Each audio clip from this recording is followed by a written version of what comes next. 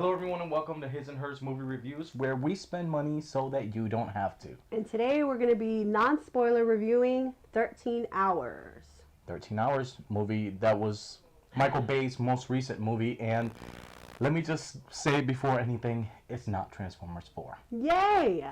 That is a really good sign. It's already a good sign. So we'll go ahead and give you a little synopsis synopsis of what the movie was about, just in case you haven't heard too much about it. So basically a group of 6 guys, they were special ops, CIA.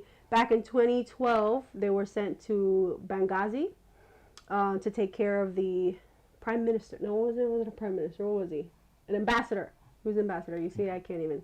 This is a true life story, so that's pretty much what it's about. And they get attacked, and there's action. And they have to save the day.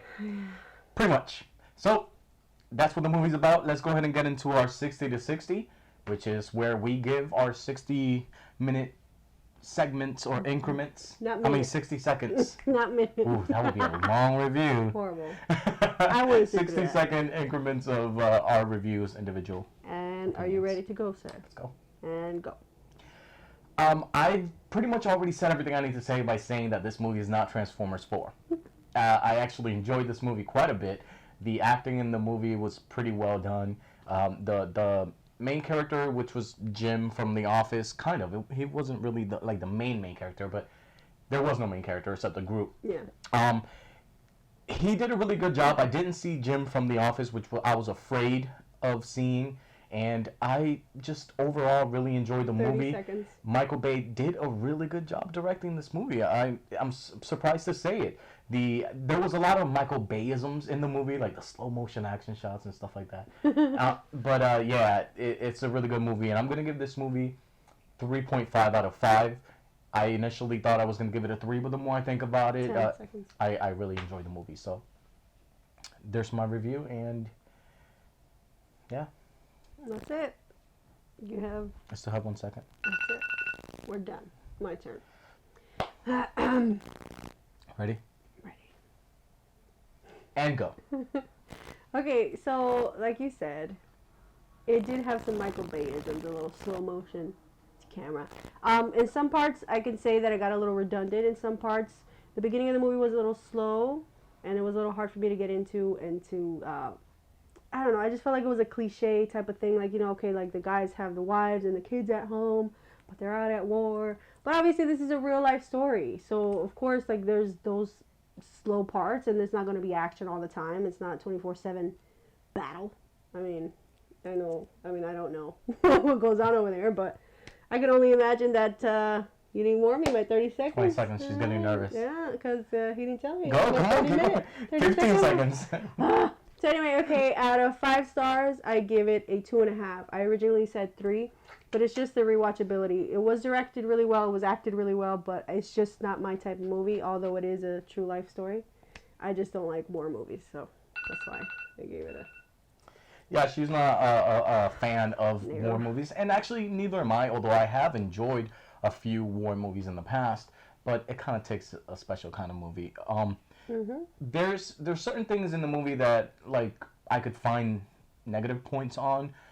For example, what she said, that there were some slow parts in it. Yeah, there were some parts that didn't have to be in the movie. This movie was pretty long, and it didn't have to be that long. There's some things that could have been cut out. Freaking walking along, loading guns and things like that. It just kind of didn't have to be that way, but it was. And I can't say that it was that bad. It was enjoyable. Yeah, it was enjoyable, and like I said, it was a true life story. It did really happen, and the attacks also happened in September 11th, 2012. And The anniversary, yeah. When it happened, I had no idea, like IRL, I had no idea about any of this stuff happening.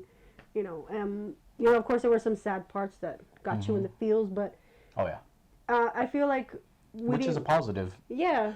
The fact that we made a connection with, some of the characters. Yeah. And that's something that Michael Bay sometimes doesn't really do. Like he misses He doesn't, as we've seen in a lot of the Transformers movies, we haven't gotten that connection to a like a character or anything, as we did in the first Transformers movie, which was, I thought that there was that emotional connection with the Autobots and yeah, like you felt bad for Bumblebee. and then it started dying off, and it just kind of. But we're not talking about Transformers movies. Let's talk about the cinematography. I feel like Michael Bay does. He does a lot of handheld and shaky cam.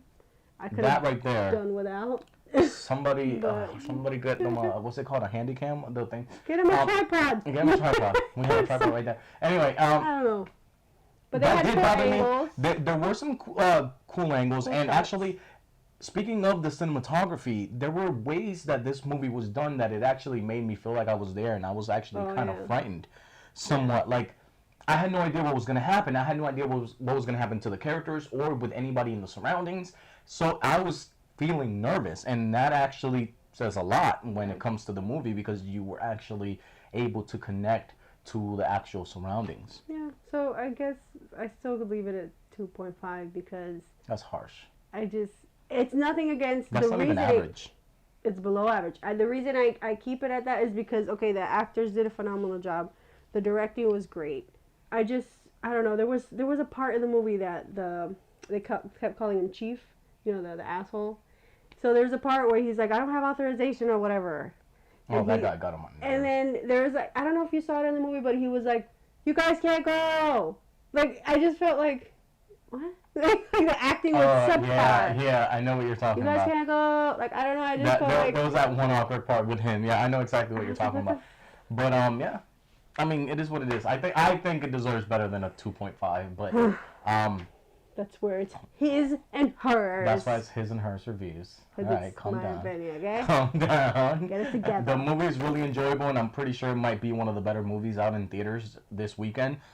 Not including Star Wars or The Revenant. With your obsession with Star Wars. I'm just saying, if you're gonna go to the movies and you're not a big you're gonna pay. You might as well go see a really good movie. The Revenant is really good. Yes, we recommend that one. And so is Star Wars. Go watch that one. I really doubt that Ride Along 2 is going to be any good. We're still going to see it, just to give you guys a review. Just for that. So, wait for that one. Yeah, so... And that's pretty much it. So, guys, thank you for watching, and please leave a like, drop a comment, whatever we would like to talk to you about. Try not to spoil it too much for anybody that has not seen the movie, but we'd like to talk to you about it. Yeah, so... Right now, the featured video is right here. Which is our last video. Click on the featured video so you can watch another one of our reviews, and subscribe if you haven't done so already. And like. So remember, guys, it's always important to know before you go, just in case it blows. And this one kind of didn't sometimes. According to her rating, it did. Whatever. Everything else.